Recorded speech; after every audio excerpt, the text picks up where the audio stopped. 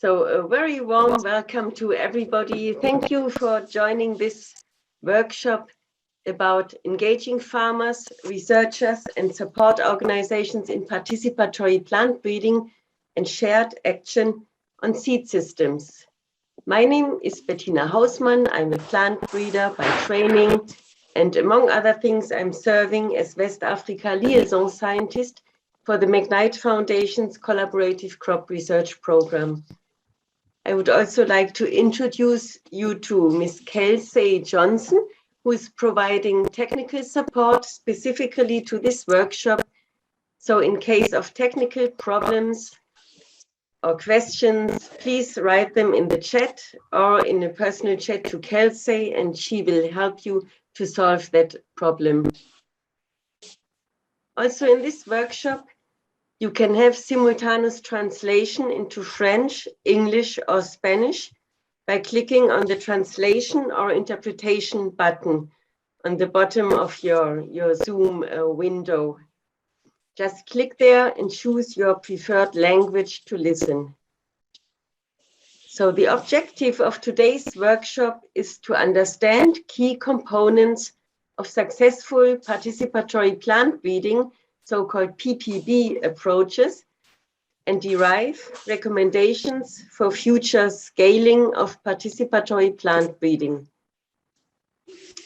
We will have 3 presentations of 10 minutes each, and one of them will be from Zambia, to be given in English, one from Niger, which will probably be given in French, and then the third one from Kenya, to be given in English again.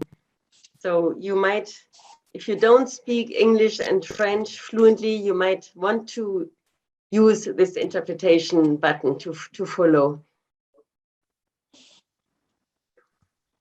As the time for exchange will be rather short, this is just a 1-hour workshop, I would like to kindly ask all participants to actively contribute your thoughts in the Zoom chat. Already during each presentation, please consider the following questions.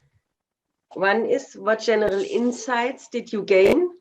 And the other one is, what questions do you have to the presenter? And when you share your insights or questions in the chat, possibly you could start an insight with an I double point, this is my insight, or a Q if it's a question, so then we can sort them easier. And please make sure to write this to everybody in the chat and not just to one person. Otherwise, it wouldn't be easy to follow your thoughts. So sharing your thoughts in the chat will actually enable us then to produce a more inclusive report from this workshop. And now I would like to introduce the first speaker team to you. These are Juliet Nangamba and Eukaria Zems from the Community Technology Development Trust based in Lusaka in Zambia. They will present experience from the program Sowing Diversity is Equal to Harvesting Security, SD equals to HS.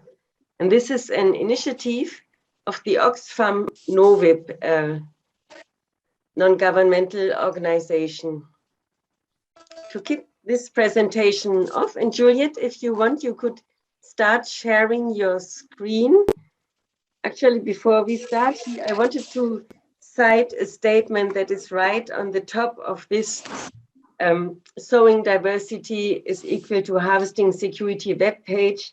And this statement says, if we fail on seeds, we fail on food. And if we fail on the right to food, we fail on the most basic of human rights. So with this citation, I would like to hand over the microphone to Juliet and Eukaria. Juliet, I hope you are there and looking very much forward to your presentation. I stop my video now to save on the bandwidth. Thank you. Over to you, Juliet. Thank you, Bettina, and thank you to the organizers for having us to share the work from the project that we're currently implementing. The Sowing Diversity is Equal to harvesting security. Please just signal if I'm loud and clear. Someone to just give me a signal if you can hear me clearly. Yes, it's excellent. Very Just clear, in the presentation, Juliet, very maybe clear. put it in the presentation mode. But otherwise, it's perfect. We can hear you very well. Okay. Yeah. All right. Yes, I was saying thank you so much for having us and giving us this opportunity to come and share on the project that we're currently implementing. So my name is Juliet Nangamba, and my co-presenter will be Samba. We come from the Community Technology Development Trust in Zambia, and we're going to be sharing on PPB. So we carry the spirit of the many farmers that we work with and the partners that we work with. The project in Zambia began in 2019. And the aim of the project is to strengthen seed systems through participatory plant breeding to ensure food and nutrition security in the areas that we're working in, to ensure that farmers are adopting crops that are suited for their agroecological environment, but using the PPB methodology. So what PPB does is that it goes beyond participatory testing of finish lines, where breeders just go with their finished materials and give farmers to test them and maybe share the results of what they are finding out about their materials. But rather, this approach involves the involvement of the farmers at the onset of the breeding cycle. The breeders start with the farmers immediately. They want to go. The breeders will start with the farmers when developing materials. So in the PPB methodology, the farmers will set their breeding objectives and they'll work with the breeders to meet those breeding objectives.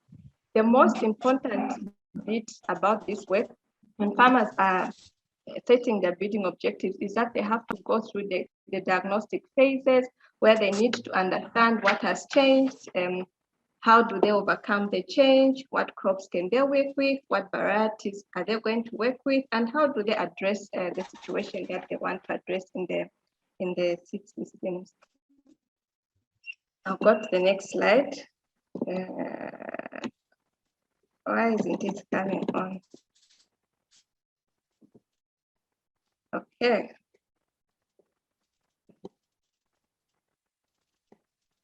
I think my laptop is freezing a bit, sorry. So in the PPB methodology, the farmers will make process to develop a new variety, or they will select varieties from a segregating population that is provided by the breeders. So they can either work with the segregating population from the breeding institution, or they can select intensively from their own local varieties to enhance the varieties. So farmers will work closely with the breeders, hence the project promotes and supports partnerships so that knowledge is co-created when the PPB work is being done. And I think from my experience, the beauty is that the PPB approach that we're implementing is not a top-down approach, but it's a bottom-up approach, which involves the co-creation of knowledge, bringing together indigenous knowledge and scientific knowledge. So some of the characteristics of successive and effective PPB collaborations. First, we need to recognize that there are 4 key moments that farmers and breeders need to come together. These are one, when the farmers are setting the breeding objectives. This is just to ensure that breeding is done to meet the needs of the farmers. I think one thing that I have learned from the breeders is that the breeders that we've interacted with is that they have produced a lot of materials that farmers are not taking up. This is because they've bred the materials to their own, to what they think the farmers need, not to what the farmers say they need. The second time that the farmers will need to come together with the breeders is when they're selecting the materials to advance to the next stage. This is when they're continuously developing the variety to meet their breeding objectives. The third one is when they're evaluating the material. As you can see in the picture I've shared in this slide is an evaluation process of groundnuts. So these are some of the stages that need the breeders and the farmers to get together. Also, when we need to disseminate and market the materials. So for this to be very effective and successful, these are the 4 key moments that the breeders and the farmers will really need to come together and work together.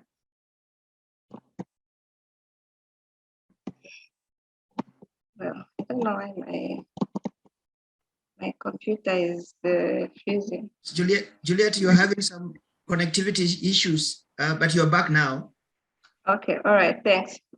So successive and effective collaboration is characterized by the work that we do needs to be rooted in the community. If it is not done, if it's not rooted to the community, then it will be very difficult to implement the PPB approach. And one of the key drivers or the key method that we use to implement the PPB approach is using the farmer field school to ensure that PPB is successful. So for it to be effective and successful, it needs to speak to the mind, raise the curiosity of the farmers, intellectual capacity of the farmers to get the farmers thinking.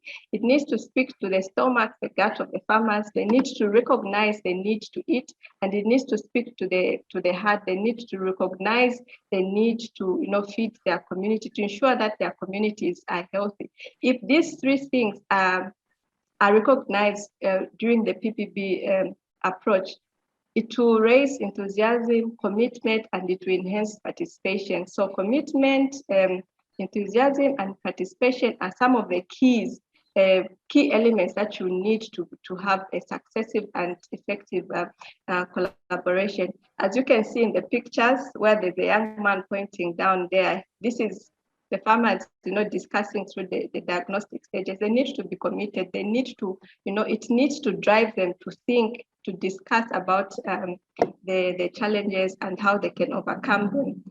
In the other picture where you see a lot of pollination bugs, it is the breeders with the farmers working together to just bag some of the materials that they've been working on. This is PPB requires a lot of commitment because some steps will require you to be there full time. But if the farmers are not committed, this is not raising their curiosity, it's not speaking to their heart, it's not speaking to their gut, and it becomes very impossible to do this. So the farmer field school approach also, we found that it provides a platform for communication between the farmers, the stakeholders, and the breeding institutions that we have worked with. And the farmer field school represents the outlook or the decisions of the communities, of various communities that we've worked in, because the farmers are drawn from within the communities where we are implementing this approach. So in the farmer field school, we've seen also that it becomes more easy to manage the germplasm through organized groups rather than individual ones. So for a successful PPB, for a successful collaboration, we need to ensure that the farmers are well organized and are organized in farmer field schools. Okay, I'm going to the next slide. I don't know why I'm having difficulties bringing on the next slide. Okay.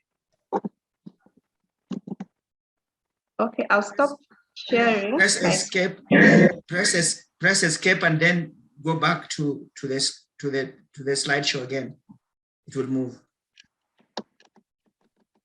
Okay, it's not responding. I'll stop sharing maybe I'll share, let me just share again. There we go.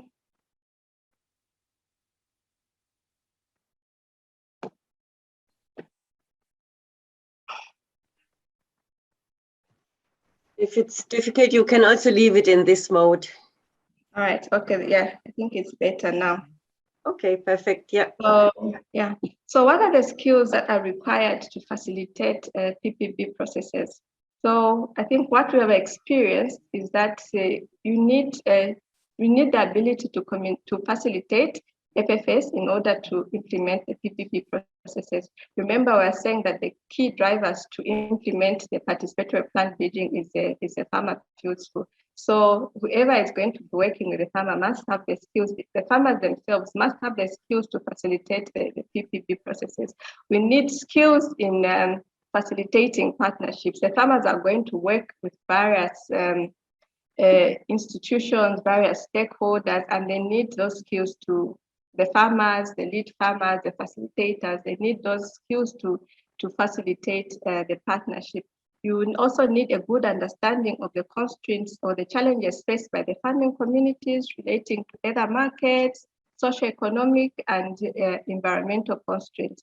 You also need skills and understanding of biodiversity management and its importance. You need knowledge in plant breeding and genetics. You need knowledge of traits and their scientific economic importance. So when it comes to the traits, you also need to understand how, I think one of the experiences I had with one of the breeders was some farmers were not adopting certain crops because they were not speaking to gender. So you need to understand also how traits are relating to gender, especially for women who are the key people who use the products from the development of crops. I'll end here and I'll ask my colleague Eukarya to just say more about the approach. So I'll be sharing from my side. Eukarya, you can just speak. Just 2 minutes remaining, but we want to really listen to you and we rather cut on the discussion. But yeah, please go ahead.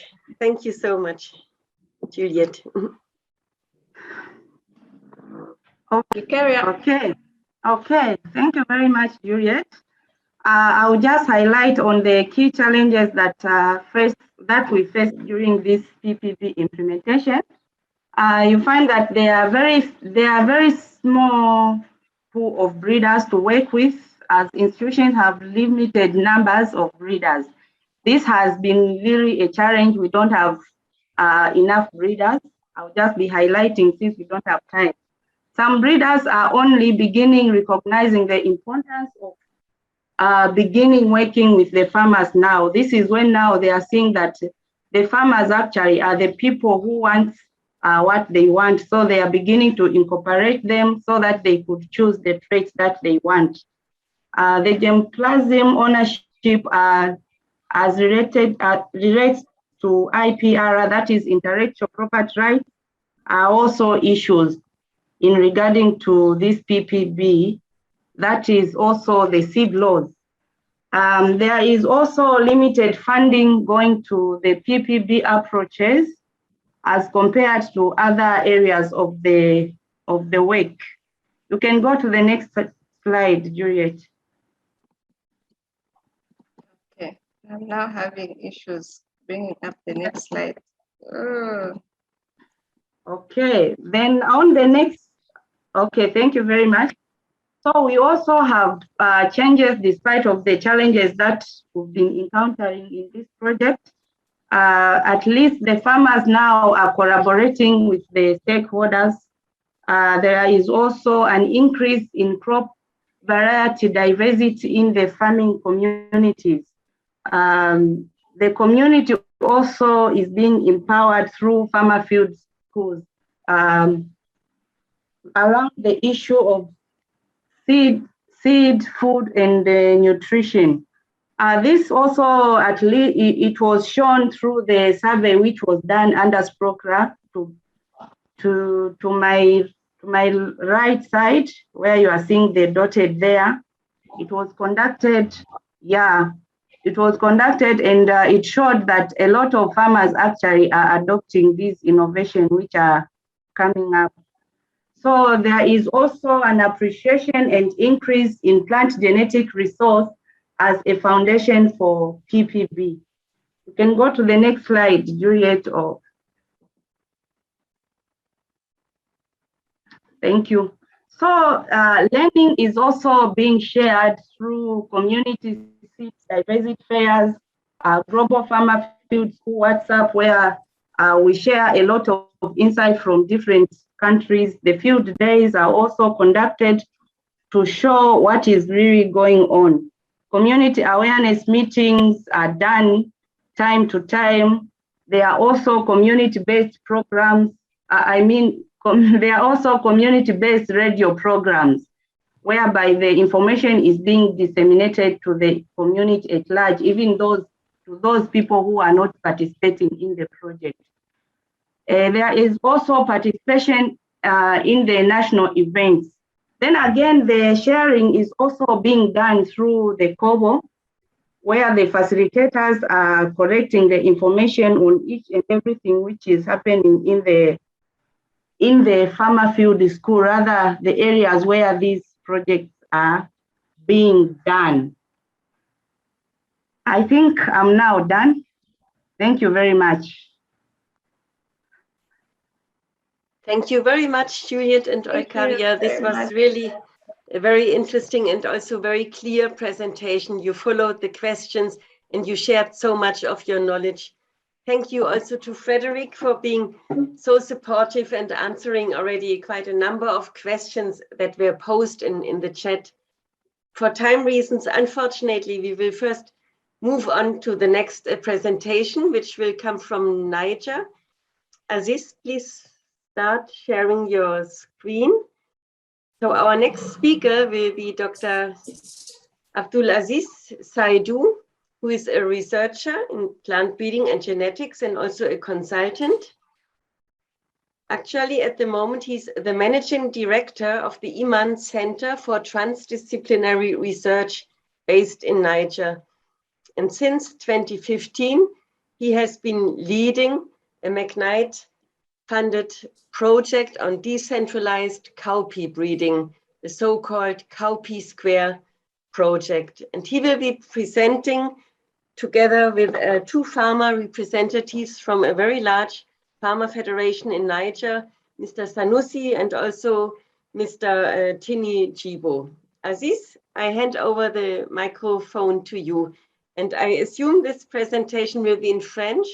So all participants who do not speak French, please scroll to the bottom of your Zoom window and under the more dots, you will find this link to interpretation and choose your language there. Thank you very much. Over to you, Aziz. Merci beaucoup. Bonjour Bettina et bonjour chère assistance. J'espère que vous nous entendez. Oui, on vous entend. Merci beaucoup. Merci beaucoup. Donc, je suis avec M. Sanusi Hassan, le directeur de la Fédération paysanne mauritaine avec laquelle nous travaillons, et M. Tini Jibo, qui est animateur dans un des villages où nous mettons en œuvre le projet de recherche Cowpea Square depuis bientôt 6 ans, comme l'a dit Bettina. Donc, on voudrait vous faire un retour d'expérience par rapport à notre programme de création variétale décentralisée. S'il vous plaît, restez très proche au micro, sinon ça peut être difficile. D'accord. Donc, ce programme a comme objectif principal la co-conception et la mise à l'échelle du système de culture résilient dans les contextes locaux, en intégrant des options de sélection variétale décentralisée avec des options de gestion agroécologique des cultures. Et le niébé, c'est une légumineuse qui est utilisée beaucoup pour ses graines, mais aussi, comme vous le voyez illustré, qui est beaucoup utilisée pour ses fans, qui sont un fourrage important pour les animaux. Et l'approche donc du projet Cowpea Square est basée sur la prise en compte des contextes, donc de la diversité des options selon les contextes, en prenant en compte à la fois l'écologie, les interactions plantes parasites et la variabilité des sols et climats, donc les composantes physiques habituelles du milieu et aussi les composantes biologiques, mais aussi avec la prise en compte de la diversité socio-économique et des préférences paysannes, avec également la prise en compte, comme je l'avais dit, des options agroécologiques de gestion des cultures. Et donc, cela permet de mieux exploiter la diversité génétique et exploiter donc cette diversité de façon large pour pouvoir répondre aux besoins des producteurs et productrices. Alors, ce programme est animé par plusieurs acteurs et je laisserai la parole à M. Sanoussi pour présenter les acteurs qui interviennent dans Copy Square afin donc de pouvoir aborder les questions de façon transdisciplinaire, c'est-à-dire à la fois avec l'implication de diverses disciplines académiques, mais aussi des acteurs de terrain, notamment des fédérations paysannes. Bonjour, comme l'a dit le Dr Blaziz, le projet Copy Square regroupe plusieurs partenaires, plusieurs acteurs sur le terrain. Et il y a deux fédérations, la fédération Fuma-Gaskia Maradi et la fédération Moribène dans la région de Dosso et de Tilabiri. Et ces deux fédérations constituent un grand réseau d'animateurs et d'évaluateurs. Nous avons aussi les universités et les instituts nationaux de recherche agronomique, en agronomie, en écophysiologie, sciences alimentaires et écologie. Donc, il y a l'université de Niamey, il y a l'université de Maradi, il y a l'INRA, qui est l'Institut national de recherche agronomique du Niger, il y a l'INRA, qui est aussi l'Institut de recherche agronomique du Burkina. Et nous avons aussi des instituts de recherche et centres de support, généticiens, sélectionneurs, écophysiologistes. Nous avons le CIRAT, l'Human Respect, nous avons ICRISAT et nous avons l'IR2. Et aussi, nous avons une équipe de support pour l'informatique et la communication. Il y a Optimisme informatique, il y a Tabou production de commentaires audiovisuels.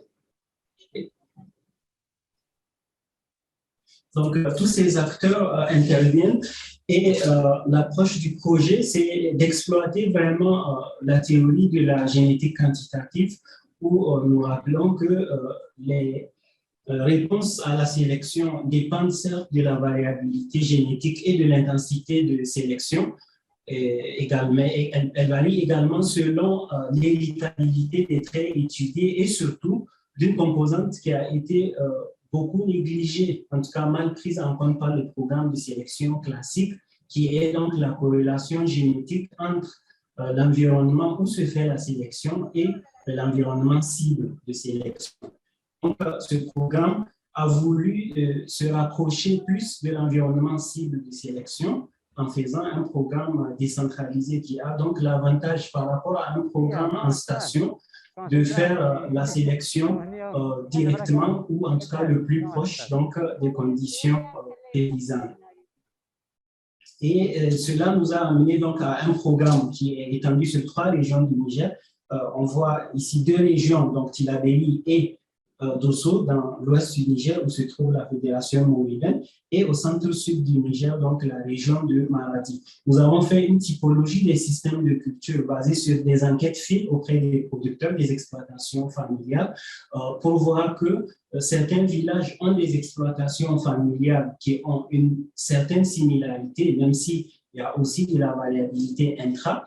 Et on voit donc différents groupes là, de villages en fonction des similarités observées sur les systèmes de culture locaux et les conditions également environnementales locales.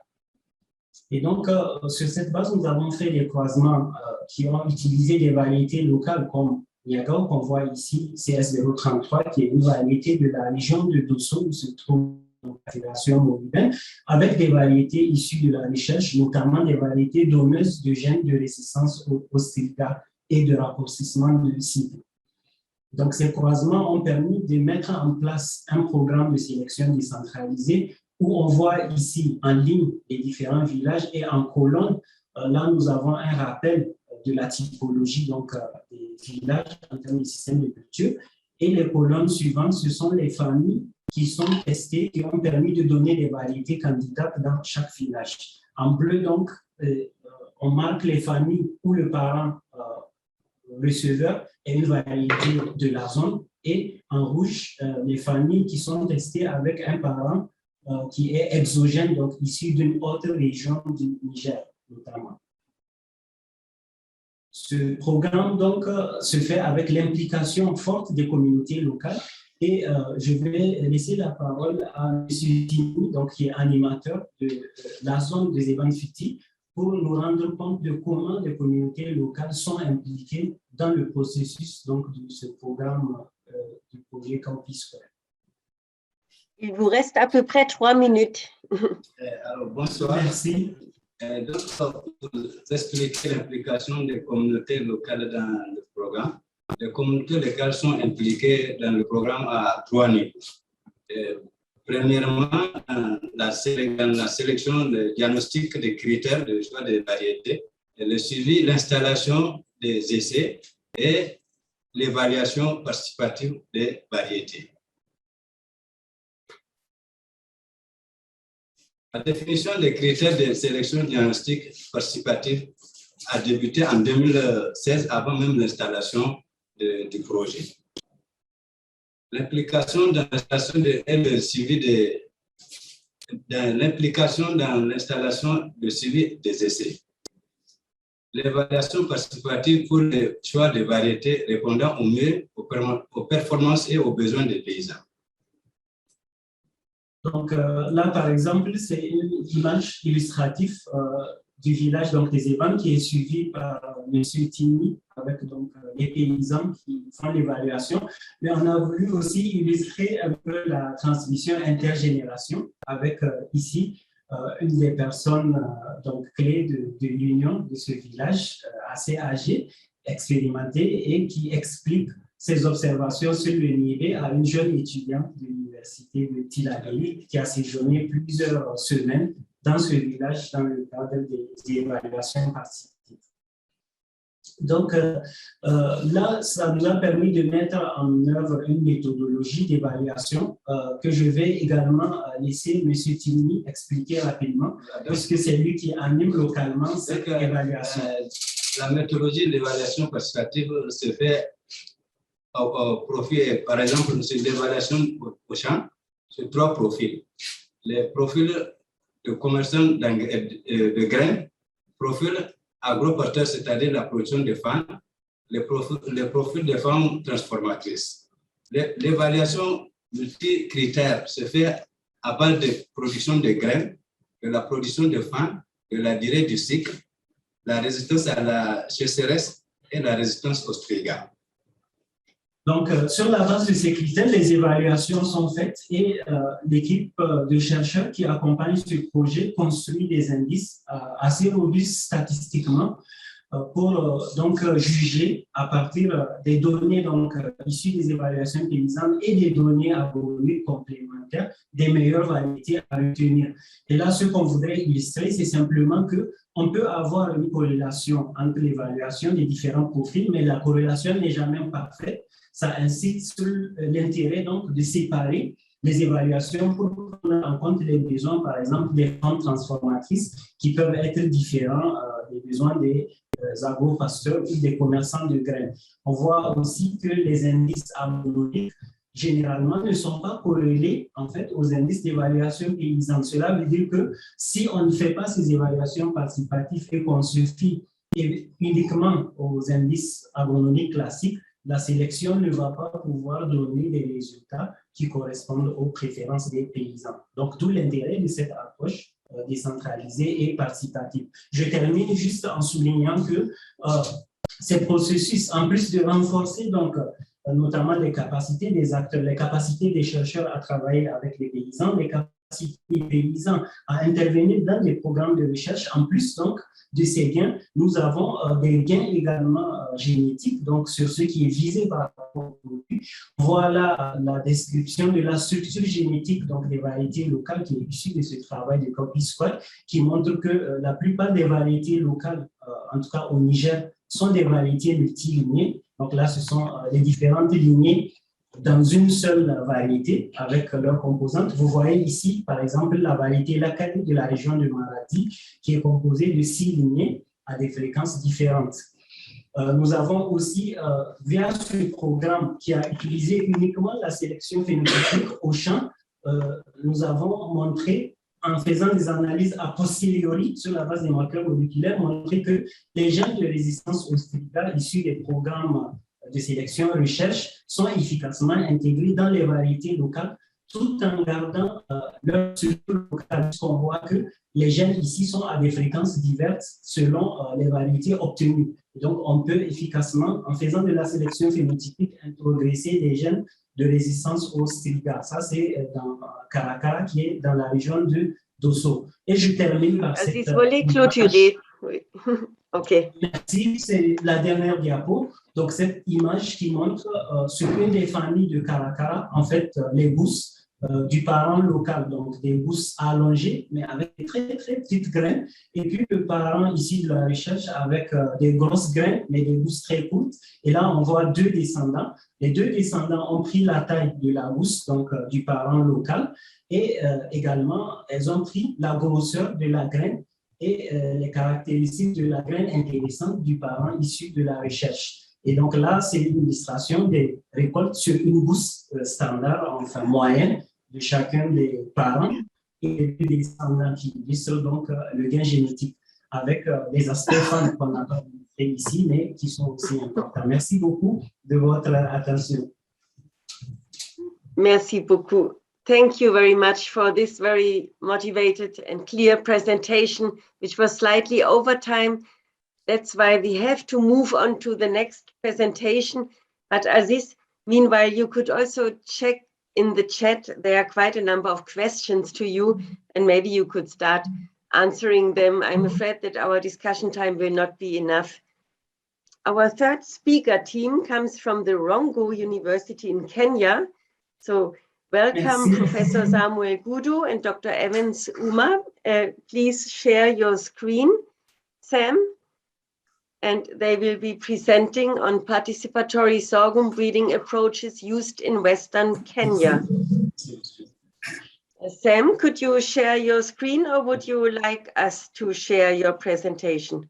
I'm already sharing.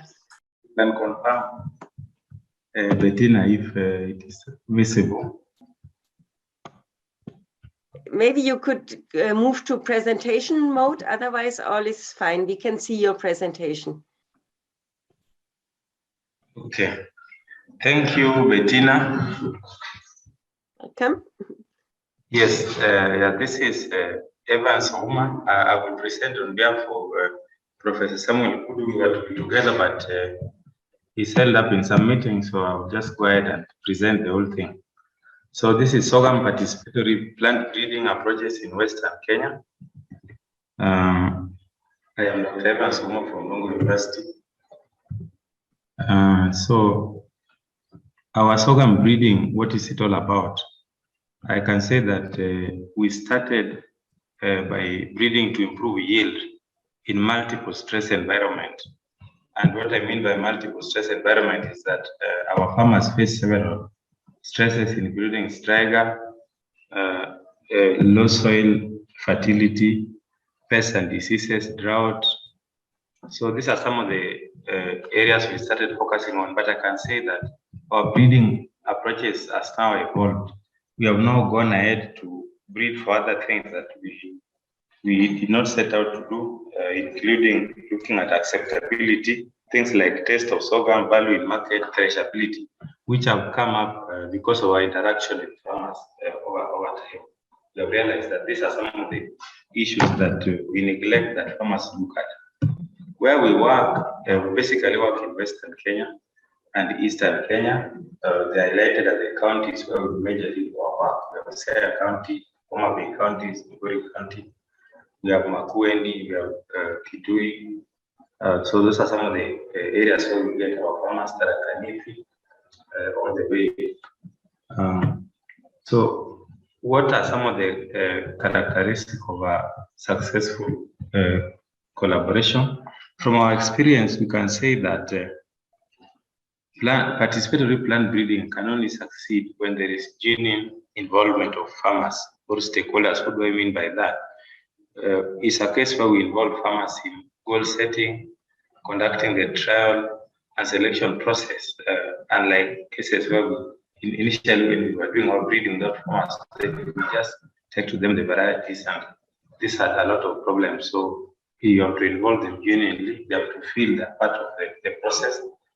Secondly, the stakeholders involved, they really have to understand what are the participatory breeding objectives, because what are the community priorities, or what are we working to achieve? So we have to, that has to come out clear. Thirdly, plant breeders too have to understand farmers' interests, because when you go into a community, you'll find that what you are thinking is a problem may not be the issue. So then there has to be clear understanding of the community priorities. That issue that you are solving, do they really prioritize it? Maybe a problem, but maybe it is not so much a priority to them. Then again, there is building trust, and you can only build trust when you get to know the various people that are involved.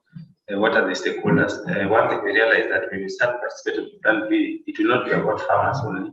There are varied interests. There are many partners, other organizations that may want to be involved in the whole process. So therefore, you have to understand their perspective and then be able to build trust. Then again, defining tasks we have come to learn is very important. We have to come up clear and say who will do what from the beginning.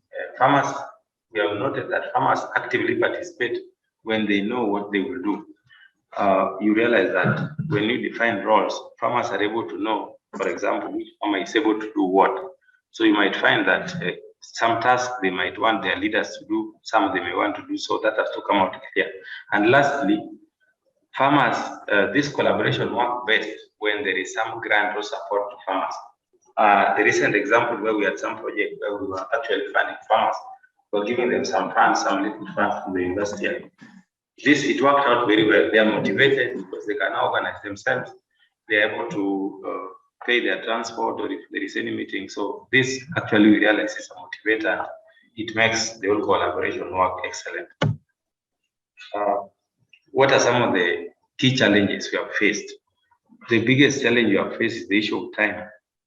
Time constraint. Breeding takes a lot of time. For you to come with a good variety that is stable, it often takes time. But when you go to farmers, they normally want a quick fix. Yes, they will accept to go through the process, but they will imagine that they will get the next variety in after 1 year, which sometimes may not be the reality, because fixing traits takes time. There is high cost involved, need of facilitation. If you are to involve people and they leave their activities and come together and discuss, sometimes you need to pay for them transport, or maybe, especially if farmers have to move. Sometimes, like our networks, you find that when you work from in one county, you may find that moving into every place might be difficult. So sometimes you may have a general meeting place, and in those cases, you may have to pay transport and maybe buy for people something to eat, so that if in case the whole thing takes some time, so that is challenging sometimes if there are no funds. The issue of maintaining variety identity and integrity and seed quality is a challenge, because you find that working with farmers, you expect mixtures over time. So actually, to maintain the seed quality sometimes become a problem. Then another challenge which we have come to realize is that these participatory plant bred varieties, they are often not accepted by National Variety Release Committee. In our case, for example, in Kenya, we know we have the KEFIS who is in charge of releasing varieties. You find that they often focus on yield and they neglect key traits considered important by farmers. Besides, they often apply the same test criteria for conventionally bred varieties, which is unrealistic. They do not have alternative criteria which can be used for the participatory plant breeding. They don't consider other important issues.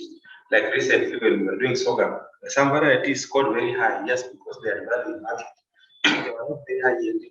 But when we told the farmers, go and try to sell these varieties and give us which one is more preferred in the market. So we realized a variety that was low yielding because it is easy to thresh and the grains come out clear. When they go to market, many people ask for that variety. So you realize such kind of varieties will never pass through the national release system because they are looking at yield. Lastly, meeting the stringent DUS. In releasing varieties, plant breeders, we know that one of the difficult things to meet is the distinctiveness, uniformity, and stability, the DUS criteria. Most of these varieties prepared by farmers may lack uniformity, they may lack sufficient uniformity, and they might not always perform across major environmental testing sites, because we are talking about option by context. But you know, when you talk about release, they're looking at wider adaptability, which is unrealistic. What are some of the skills that we have learned that are really necessary for this process? One of them is good communication. And when we talk about good communication, then we have to know about the communication tools that we can use to pass information to farmers. Farmers always need information in simpler ways and also clear and also in a timely manner. So we have to get to know some of these tools. Again, issue of dissemination. When we went to farmers for the first time, they complained and said, we always research them, but we don't share findings. So, and one of the challenges we had, we didn't know how we share findings. When farmers read English, when we do our surveys, always 70% already they have not gone beyond primary. So this used to be a challenge from the beginning, but we came to realize that there are other ways, like using simple videos, social media pictures, many easy things that actually you can actually pass information to farmers. Even PowerPoint, actually, when sometimes you translate them and you bring pictures, farmers actually learn from them. Initially, we didn't know this. So this is something that is very important. And finally, you must be a negotiator, because there are varied interests when you talk about participatory plant breeding. So you must be able to find a common ground. Is when you can be able to focus. Otherwise, you may not be able to achieve much because a lot is expected. So this negotiation comes through discussion and reflection. Like the picture I'm showing there, we are trying to have negotiation with farmers, trying to have a common ground so that we can see what to do. So there must be some good negotiation skills in order to work with these farmers. What are some of the emerging changes that we have observed as we have worked through participatory plant breeding? One of the most interesting things we have seen is that when we work with farmers, we have realized that adoption rate increases. There are some of our variety actually, we took them through the national release process. 3 were released, but 1 was rejected by the national release process on account of performance. But you realize that this is one of the varieties that farmers already even adopted their community. So there is increased adoption rate because they're able to identify with the variety, they know the name, they know how it looks like, they can talk about it. So then we also realize that more women and youth get involved. How does this happen? In our team, we have some young scientists, some youth, some of master students, some are also PhD students. We also have women involved. So when we go to the community with this kind of mixture, then we've seen more women get motivated. They now believe, oh, a woman can also be a researcher, and so they feel good, and also the youth, they're able to identify with us in that case. So like our team is not composed of only senior researchers. Personally, I started when I was very young. When I finished university, I was brought to the research team, and I've seen this has motivated many youths, and they have been involved in the work. Also, there is also more commitment to farmers. When you work with farmers and support them, they show more commitment in the research process. So that means they are able to contribute their local knowledge. We have also observed that our breeding priorities have changed over time. You can see now we are talking about focusing on taste, value in market, things that we did not imagine that we could think about in terms of breeding. Because really now farmers are now driving us. Through our interaction with them, we realize that some other things are more important for us than what we think. Then finally, there's been strengthening of community seed system. You find that how farmers produce, select, and save seed increase because actually we interact with them. The issue of seed availability, where is the seed who is producing, all this kind of information is available. And so this is able to improve the seed system. Finally, how have we been sharing the learnings? One of them is the issue of awareness campaign. when we, nowadays what we do, we go through the county government and we go through the director of agriculture. So they give us the officers, there's a lot of awareness and local meetings with them. We have also been using local media. University, we're lucky that we got some funding and we established a local radio station. So this also somehow we use that. Farmers are able to, information is able to reach them. We also have the short video, some videos that, especially some that took Mark Knight, there was some good videos on Striker. We are able to share with farmers. Some of them are interpreted in local languages in Swahili, so this is very wonderful. We also produce table publications, charts, brochures, flyers, and pamphlets.